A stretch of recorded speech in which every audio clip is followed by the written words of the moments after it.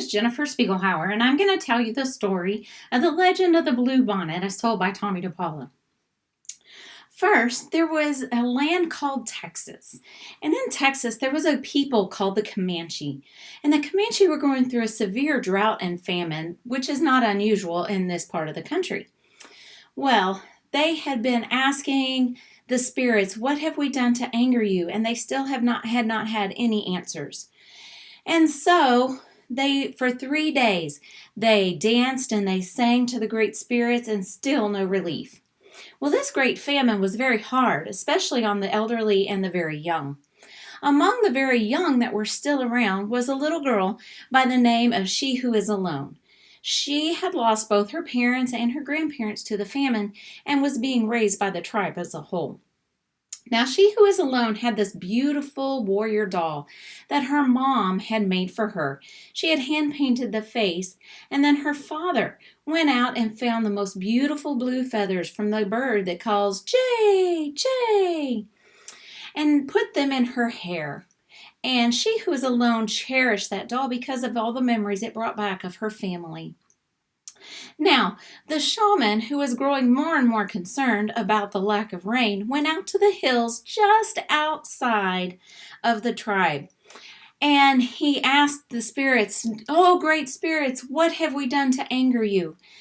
And when he returned to the tribe, he told them that the great spirits told them that they had to sacrifice their most precious, prized possession in order to lift this famine and drought.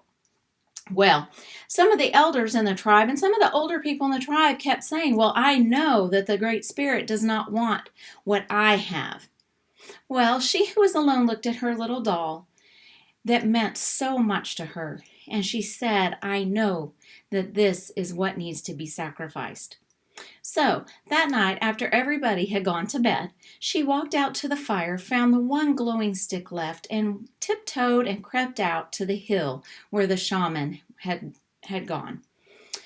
Once she got out there, she started a fire, and before she could think twice, she threw the doll onto the fire as a sacrifice.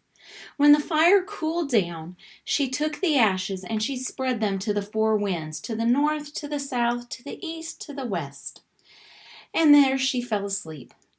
When she awoke the next morning, the hills and the valleys all around her were beautifully decorated with this beautiful blue flower, the same color as the feather of the jay that calls, "Jay, Jay." And when the people came and joined her, they were amazed, and they knew that this was a sign from the gods that all had been forgiven. And as they were singing and dancing, a beautiful warm rain started to fall.